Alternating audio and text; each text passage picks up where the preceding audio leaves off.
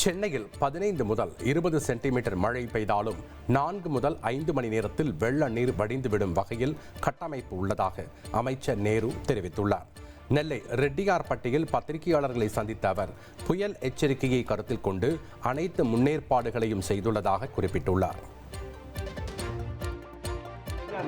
சென்னையில் எல்லா பக்கமும் 100 HP மோட்டரே 100-150 மோட்டர் வச்சுருக்குறான். டிராக்டர் மோட்டர்லாம் வச்சுட்டான். அங்கே மரம்லாம் ஒழுங்காக எடுக்கிறதுக்கு அதையும் அந்த ஏற்பாடு பண்ணியிருக்கிறோம்.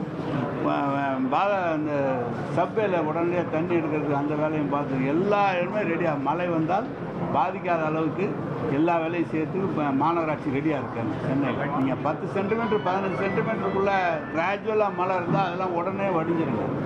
ஒரே நேரத்தில் 20 சென்டிமீட்டர் 20 சென்டிமீட்டர் மழை பெய்யும்போது ஒரு 4 மணி நேரம் 5 மணி நேரம் தேங்கி தான் வடியும். அது வேறு வழி இல்லை. அதான் ஒரே நேரத்தில் திடீர்னு இயற்கையை போய் நம்ம எப்படி கணிக்க முடியல. ஆமாம்.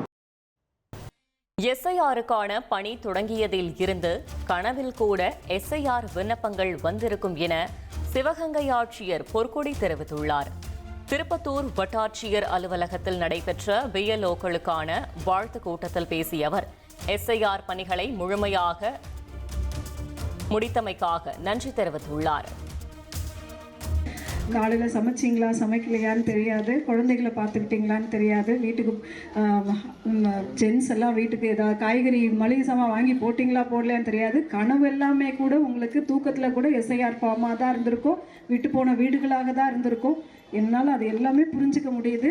ஏன்னா உங்கள் நிலையில் உங்களுக்கான எஸ்ஐஆர் ஃபார்ம்ஸ்னால் எங்கள் நிலையில் எங்களுக்கு மாவட்டத்தில் ஸ்டேட்டில் நம்மளுடைய மாவட்டம் 35வது பிளேஸில் இருக்கா, மேலே ஏறுதா கீழே இறங்குதா, எத்தனை பர்சன்டேஜ், ஒரு 0.3% இப்படி எங்களுடைய கனவுகள், இப்படி உங்களுடைய கனவுகள் அப்படி.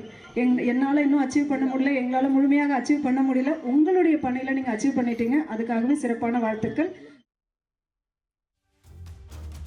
காங்கிரஸ் கட்சியில் மாவட்ட தலைவர் பதவியை பெற கட்சி நிர்வாகிகள் மல்லு கட்டுவதாக தகவல் வெளியாகி உள்ளது.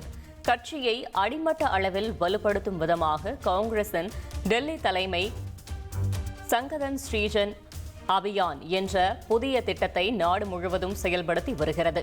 இந்த திட்டத்தின் மூலம் கட்சிக்கு உண்மையான உழைக்கும் நிர்வாகிகளுக்கு மாவட்ட தலைவர் பொறுப்பு கொடுக்கும் பணிகள் தமிழகத்திலும் தீவிரமாக நடைபெற்று வருகிறது. ஒவ்வொரு மாநிலத்திலும் தனித்தனி பொறுப்பாளர்கள் நியமிக்கப்பட்டு பணிகள் நடைபெறும் நிலையில் தமிழகத்தில் மாவட்ட தலைவர் பதவிக்காக தங்கள் பகுதியில் உள்ள மாநில பொறுப்பாளர்கள் பொதுக்குழு உறுப்பினர்களிடம் ஆதரவு கடிதம் கேட்டு காங்கிரஸ் நிர்வாகிகள் மல்லுகட்டி வருவதாக தகவல் வெளியாகியுள்ளது.